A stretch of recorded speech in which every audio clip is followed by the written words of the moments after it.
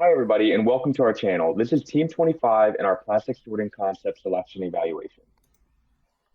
The EPA estimates around 3,090 tons of plastic is recycled each year. This is small compared to the 35,680 tons of plastic generated in 2018 alone. This means about 9% of the plastic generated is actually recycled. After doing research and talking to various startup companies, we concluded that for plastic buyers to buy back the recycled material, the batch needs to be over 96% pure. Sorting by types allows a greater fraction of the waste stream to be reused. The challenges are that the items in the stream are different size, colors, and shapes. Our problem is to design a recycling machine that sorts using numerical recycling codes in order to increase plastic batch purity. This is a small infographic to show what kinds of items might go through our machine. After talking to customers, we decided the machine needs to have a high automation level, high sorting speed, high input rate, low failure rate, and reasonably sized. This means the machine needs to accept larger objects and hold a large quantity of material within the bins. After listening to the customers and creating the engineering characteristics, we decided that the mission critical functions included sensing the materials, uh, composition, transporting the recyclables, and sorting the recyclables into the bins. Optional functions include pre-input alignment and compacting the recyclables before disposal. So each member generated 9 concepts for each of the three critical product functions and chose their best one for each product function to use in the morphological chart. The morphological chart was used to find the compatibilities between the concepts and determine the ideal combination of concepts to be used for our final concept. We used these three mission-critical product functions to create our morphological chart.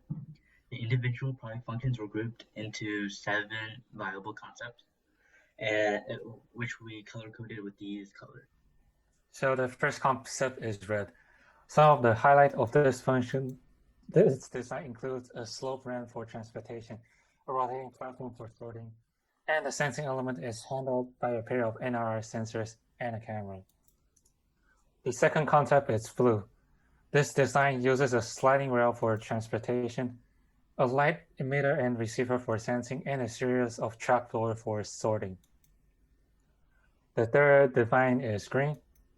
For this design, plastic is dropped into a tunnel with sensors attached on the walls. The plastic then reaches a platform that launches the plastic in a projectile and it reaches the bin. So the fourth concept is the yellow. Plastic is sorted by a natural incline and sensed by a series of NIR sensors and camera. An air blower pushes the plastic bottle into its designated bin. Next concept is the purple. Purple is a fairly straightforward concept with a traditional conveyor belt for transportation and a trapdoor mechanism for sorting. The sensing element is handled by a camera attached to a ring-shaped track. The penultimate design is the cyan. The cyan design uses 2 straight conveyor belts along with a rotating disc. As the plastic bottle travels down the system, they will be dropped into separate bins according to the material composite. The sensing element is handled by a single large sensor. The final design is the orange. This is one of the most interesting design we came up with. It uses a hydraulic system for sorting and a modified conveyor belt with fins for transportation. For the sensor, we designed the sensors to be closer to the surface to avoid external interference. We chose the red concept from our morphological chart to be our datum and compared the other concepts to the datum based on our selection criteria. Based on our analysis, we found that the red, the blue, and the cyan concepts were the best. However, we found that our concepts from the morphological chart were not ideal and were suboptimal. Although each concept had components to achieve the 3 mission critical product functions, the ideas were incomplete and were not as viable as we thought. More concepts were generated independently by each team member, By this time, we each developed a complete concept with all three mission-critical product functions and additional functions incorporated. This ensured that each concept were complete and viable.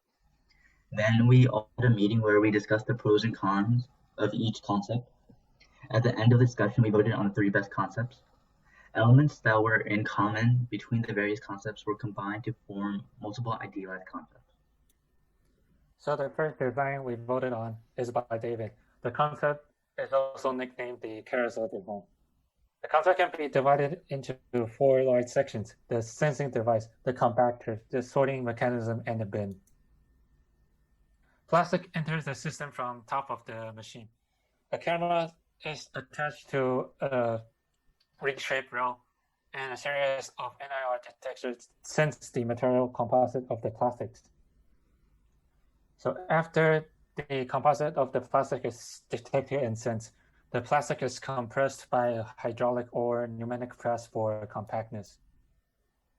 Finally, after the plastic is compressed, the plastics enters the sorting section of the machine. The sorting section consists of two circular plates. The top plate houses an arm on a hinge, while the bottom plate houses the 7 bins corresponding to each types of plastics.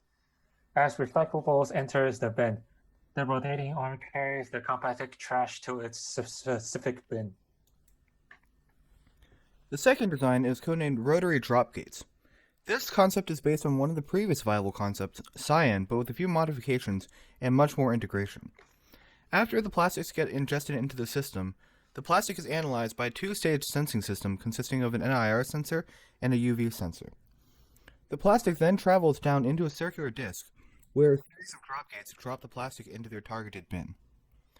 Some of the attributes of this design include its compact size and its ability to be flush against a wall on 3 sides because of the plastic entering and exiting through one side.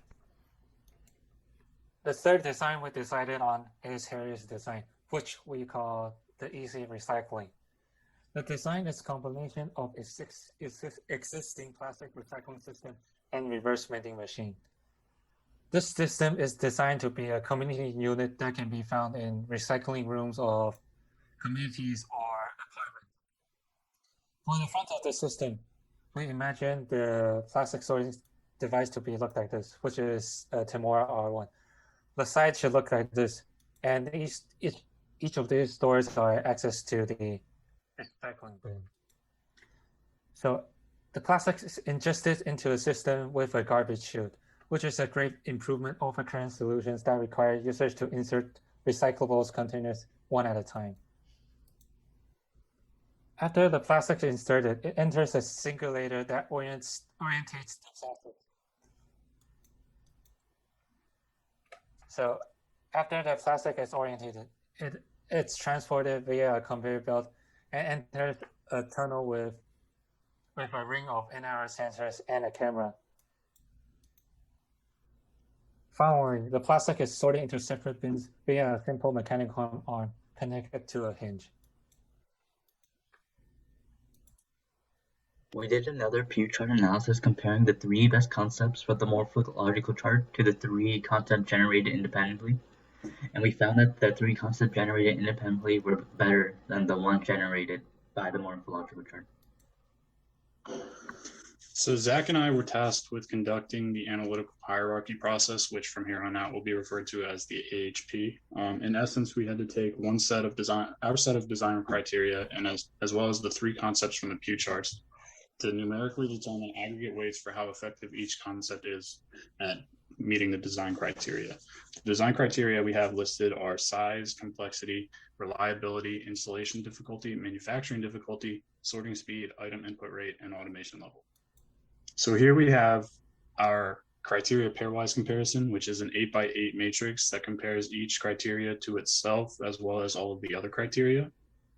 It is based on 1 to 9 scale, and reliability had the highest normalized weight relative to the other concepts, being worth about 31.2% the overall weightings. As you can see, we have no 9s present because while reliability was particularly important, we found that there was no criteria that vastly outweighed by that much. Reliability is imperative to creating a product that requires constant use, and this product needs to cycle through continuously for long periods of time and sort through many different types of plastic. A long lifetime operating at sufficient level prioritizes above all else when dealing with something of this scale. Additional key points we have are manufacturing difficulty and installation are not highly preferred because they don't directly affect the users. They affect another stakeholder and the people that are building it. So that's not something that we were really concerned with as long as we designed it properly. And they were both at about 3%, which means that they were about 10 times as important as the reliability. Item input rate is the second most preferred criteria due to the overwhelming stress high loads can cause on the product. And when it's operating at such a long time and such a vast amount of plastics that's going to need to be able to withstand those loads. And despite the importance of reliability, as I mentioned before, there were no 9s given. All right, now we're going to go over some key scores from the concept pairwise comparison for reliability. The sorting procedure in concept 5 and 4, as seen before, is done by one unit, either a rotating wheel or an arm, therefore putting all the strain on the apparatus. Concept 6, the strain is spread out across 7 different sorting units, giving it a higher predicted reliability. As a result, we scored concept 4 with respect to concept 6, a 1/3. Concept 5 added even more uncertainty with the complexity of the design. This accounted for the score of a 5 between concept 6 and concept 5. Concept 6 was predicted to be the most reliable concept. Now we're going to go to the concept pairwise comparison for size. Even though size wasn't determined to be the most highly important factor out of the AHP process, we felt as a group that size was crucial in determining the final concept. Additionally, there were several critical scores that were given in this matrix. The first was a 7 in favor of concept 4 over concept 6. This is a result of concept 4 is being constructed primarily around size. This can be seen with the compact disc sorting method and the addition of a compactor to save more space with the storage of sorted plastic. The second was the 1/5 between concept 6 and concept 5. Concept 5 and 4 share similar designs, but 5 does not have a compactor, therefore making it not as size effective as concept 4. If we move on to the criteria and concept connections matrix, this does a really good job of laying out where the concept strengths and weaknesses are. One way to analyze this table is go concept by concept and see where they lead in each category. If we start with concept 4, we see it only leads in size. Concept 5 leads in complexity, install difficulty, and manufacturing difficulty. Lastly, concept 6 leads in reliability, sorting speed, automation, and input rate. However, we cannot use this to determine the final concept because each of these categories are weighted. Now we're going to go over a brief description of the results from the HP. Once we had the last matrix, we could multiply each of the cells by the corresponding criteria averages and add them up. This gave us the aggregate weights for each concept. Concept 6 had the highest numerical aggregate weight, so it was selected to be our final concept to go forward with. However, this cannot happen until we check the consistency for each criteria and concept matrices that had to be below 10%. After the calculations, it was determined all matrices were consistent and concept 6 was approved as the final concept. This is a link to the Google Drive spreadsheet we used for the AHP. The final concept chosen was Harry's easy recycling design. This design is a single tightly integrated unit that incorporates the entire recycling thing into a single appliance. Plastic enters the machine through the trash chute at the very front, where it is taken in by an intake mechanism that only allows one item to enter the machine at a time. The plastic then travels through a sensing module, which consists of several sensors. An IR emitter bounces IR light off the plastic item, which is then entered into an IR detector. Additionally, a visible light camera scans the plastic as it travels through. Using the combination of data from these two sensors, the plastic type is determined.